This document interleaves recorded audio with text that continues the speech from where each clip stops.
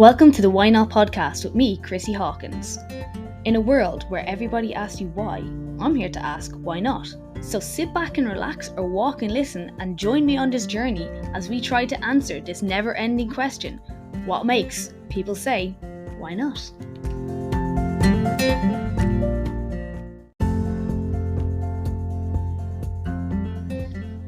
Hi guys, welcome back to Why Not. So today we're going to talk about the pitfalls people fall into when they're on a fat loss or an exercise program.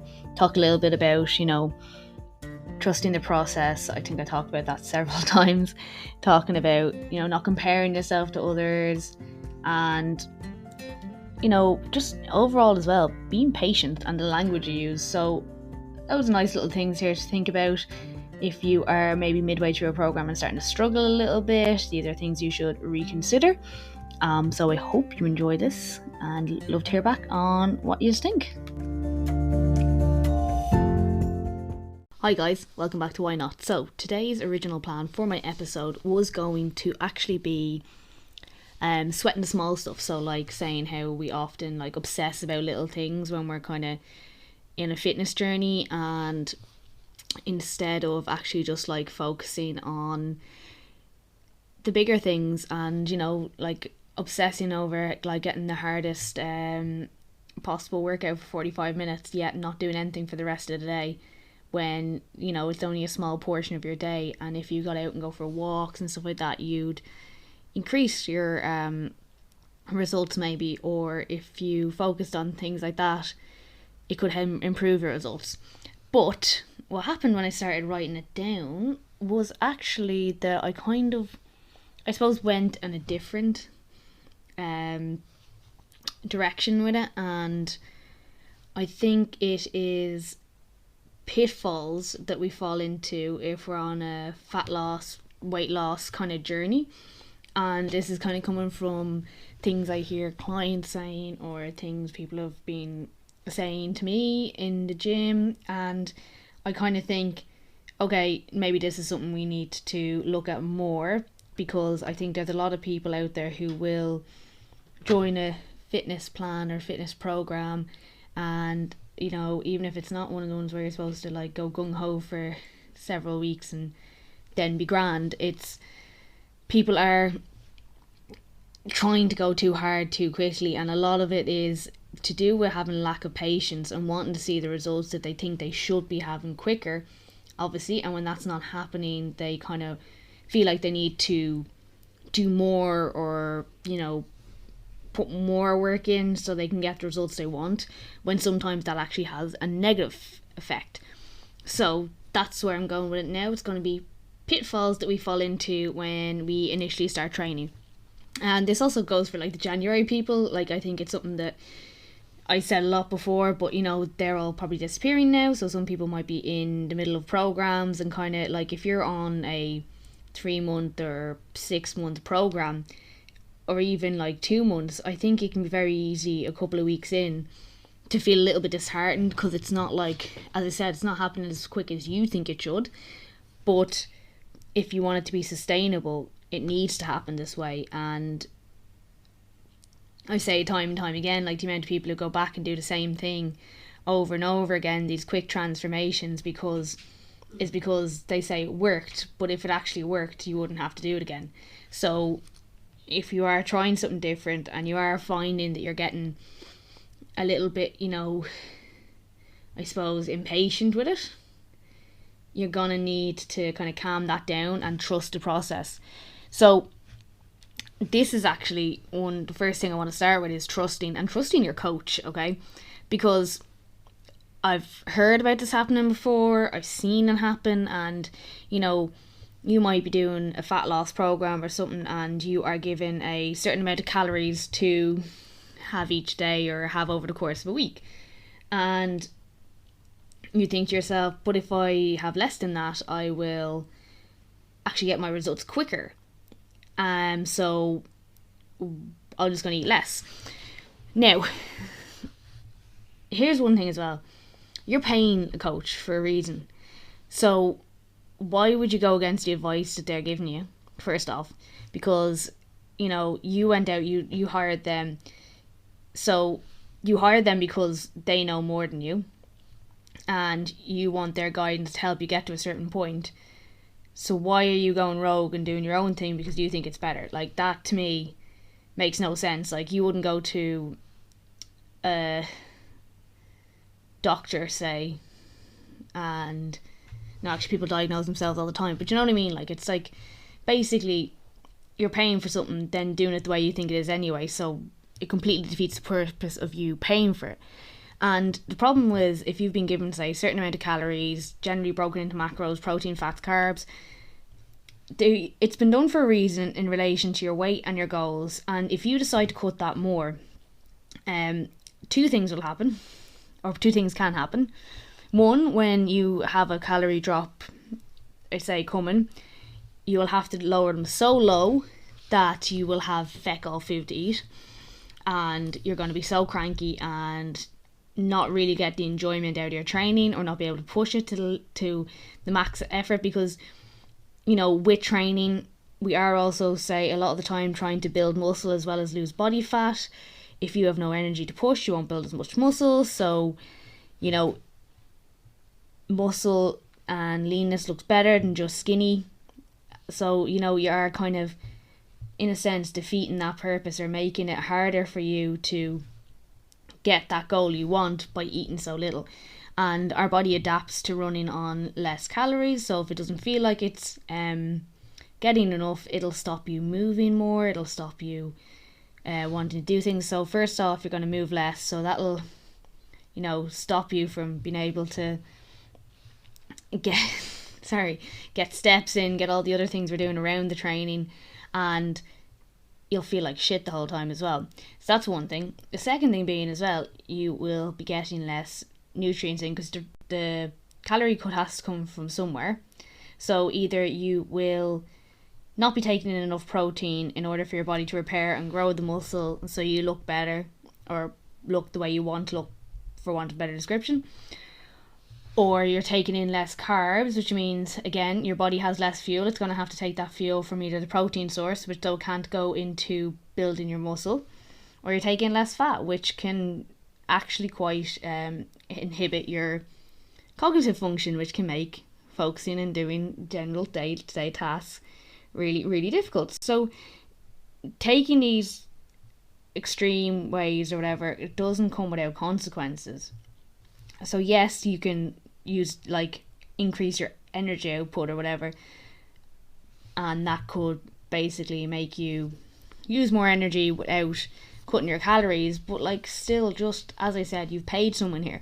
Trust the process, be patient. It will not happen as quick as you want. The people you are modelling yourself off have done it for years.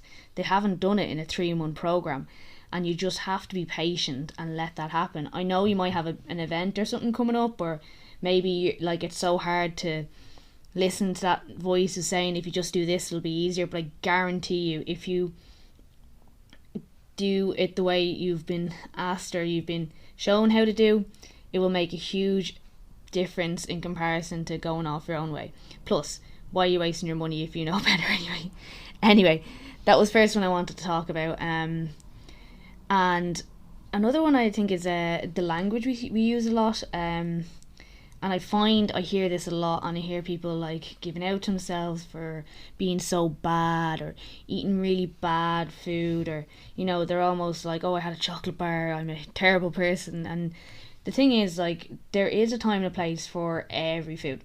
And actually, in my last episode here, I did talk to a nutritionist who deals with horse riders, but she did say, and she also helps people work on their relationship with food, and she was saying before, you know, we try to avoid the whole good food, bad food, and there's a reason people are saying that now, and it's true. It's the more you label stuff bad, or you say you shouldn't have it, it generally tells our brain, we go, oh, I want that now, and, like, tell me I'm wrong here. You know, if you think I shouldn't think about this and I shouldn't have it, it's exactly what you're going to want. And that's why we need to try and take these things away. And, like, sit down, right? Here's the thing, right? Sit down and write out a list of foods.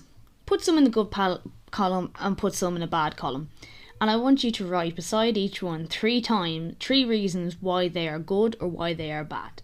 Like, it can't just be silly things like it has a lot of calories, because you could say, for instance, I hear people often talk about avocado. Avocado's a lot of fat in it, so it's high calorie. Yet, if we have chocolate, it's bad, but avocado's good. So I understand that there is more nutrients in an avocado, but sometimes you just need that chocolate, and it's okay to have that chocolate. And once you're okay with having that chocolate, it'll make it easier to make those decisions to have the avocado. Now, personally, I can't stand avocados, so I'm never going to make that decision. But I think if we're not focused so much on what this food is it good, is it bad? No, it's just food. They don't have morals, as Shane Walsh has said before. You know, they just, some have, I say, are more nutrient dense than others, which is true. You know, you're going to get more protein from a yogurt than you're from a chocolate bar. You're going to have probably fuller for longer as well. But then sometimes having a bit of chocolate or having a bit of cake or something and celebrating with someone is great, because, you know, seeing people, you know, food isn't just fuel, but sometimes it's socialising, it's seeing friends that you haven't seen for a long time. You know, that is as good for your health as eating kale salads for a month straight, which is, I wouldn't recommend, by the way. But the reason being is, like, we always think of, like, when it comes to fitness and all, and our health, and it's all just about what we eat and what we exercise, but your mental health is just important. So if your mental health's improved by seeing your friends and maybe having a couple of drinks at the weekend, that could be what you need. And look, if you really want to, you can work this into your calorie allowance for the week, if it is something that you're really really important to you. To be honest, most of us, I think, want a level of leanness that is either photoshopped or unsustainable. And anyone who, say, for instance, gets competition lean or that kind of thing will tell you themselves that it is not sustainable. It's not a long-term thing. They get that lean for a couple of days, get a photo shoot, get it all edited, looks fab, use those photos to sell you into their program. And that's what's going to happen. They're not going to show you, well, people will show you their journey, like, but they're not going to use photos of them sitting in the couch with a Domino's after the show, are they? They're going to show you the ones where they're lean as feck, because that's what people want. Now, some trainers will show you all the warts and all, which is quite funny, but they're obviously often not doing the bodybuilding competitions. And again, we need to remember, any image you see in the media, a lot of them on social media, they're edited, they're curated to look a certain way, so the people in them often don't even look like that. So it's not a bad thing if you don't. Okay, just remember that. And another thing I think is, you see a lot of people, like, when they get into it, and again, this is a January pitfall or another training programs, and I spoke about it briefly earlier, is like putting in extra sessions or whatever because you want to burn more calories and all. But overtraining to the point that you dread going to the gym is not going to help your cause at all. You know, you are going to just, as I said, hate doing it. As soon as you are finished, you're never going to go again, and you're going to rebound to what you did before.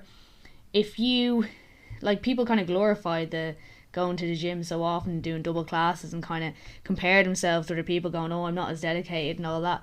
But, like, if you're the person who goes consistently and you just want to have a few beers at the weekend and maybe not feel as guilty, now you shouldn't feel guilty anyway, but if it's just something that you have to balance out your life, if that makes sense, just maybe it's a blow off steam, maybe to see your mates in the classes, maybe it's just something to keep you moving, but you still come week in, week out, that's way more healthy for you than the person who does 6 days a week and grinds himself into the ground for 3 months and is never seen again once whatever event they're training for is over.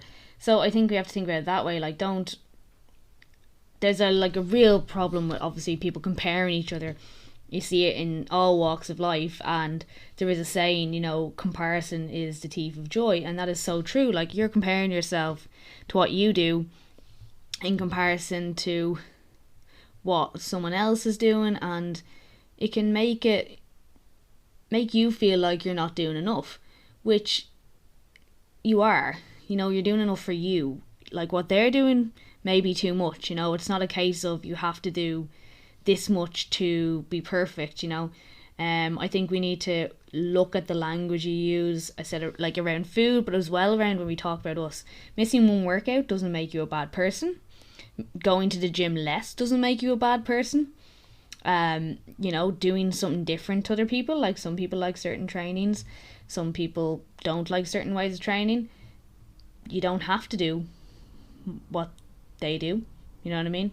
You can have whatever way you enjoy training and do it that way. And that's all you need to do. Like, you don't need to be doing what everyone else is doing. And as I said, comparison is the thief of joy, and that is one way to completely ruin your exercise experience, whether you do it for fun, whether you do it for to get to a certain point, or there's many different reasons people exercise as well. And I think we need to remember that as well. Not everyone goes to the gym for weight loss. Many people go to the gym to clear their head. Many people go as part of a social experience. Some people go to gain weight. There's plenty of people out there who want to gain weight and muscle. Some people go because it's an escape. Some people go because they like the challenge. There's so many different reasons. So that's another thing as well. Like, if you're looking at someone and you're comparing yourself, maybe even comparing them, being like, oh, they're not doing as well as me or whatever. Maybe they're training for completely different reasons. So we need to focus on ourselves and stop looking at everything around us in order to get the best results that work for us. And using these constant, like, I'm eating badly, or I'm not as good as this person, or wow, they're so dedicated, I'm not, is a really, really quick way to put you off doing what you're doing. So if you're enjoying it, and if you're getting results that you want, keep going, keep doing what you're doing. You remember, you don't have to go to the gym. I say this all the time. You don't have to go to the gym. You can go and keep active by walking, by running, by playing sport, by doing whatever way you want to, but just keeping active is so important for your health. Now, there is some caveats to that. If you want to be ripped and muscular, jogging probably won't do it for you. There is sometimes in some places where you will have to do things that you may not particularly enjoy if that's the results you want. So you need to train for what you want. You can do research and find out what is a way, or what is maybe the most recommended ways. I would advise, if you are looking that up, try to go for verified kind of sites, not just Johnny the PT who tells you lift, and if you don't lift you're useless. But as I said, what we want to do is find something you enjoy, but with the caveat, if you do want a certain result, you may have to do a certain type of exercise. And the thing is, you have to figure out, you might start enjoying it after time, you might hate it all along.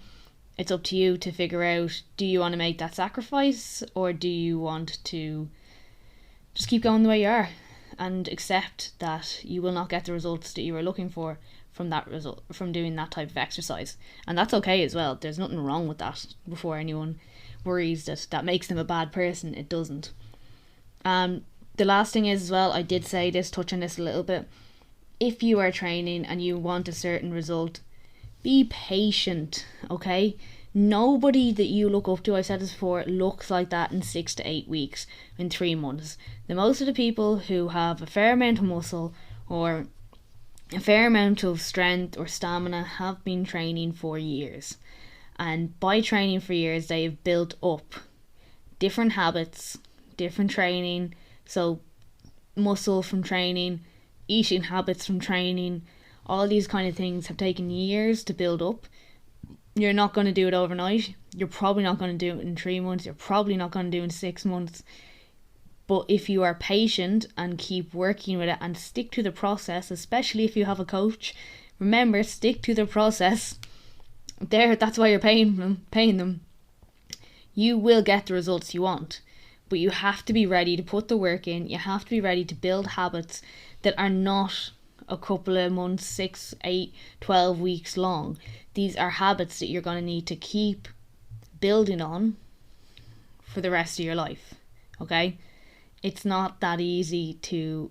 It is easy to maintain it. It's easier to maintain it after a certain amount of time. But flipping in and out of exercise or different programs is not going to happen. You're not going to maintain it. So you need to pick a plan, stick to it when you don't want to do it, stick to it when you do want to do it. Make sure it's manageable and sustainable, because if you're burned out after a couple of weeks, it's neither of those. And then over time, it becomes second nature. It becomes part of your life. And once that happens, there's no stopping you. You'll be able to get to where you want to be. So, I hope you found that helpful. I think it's really important to remind people these little things, because I hear it again, time and time again.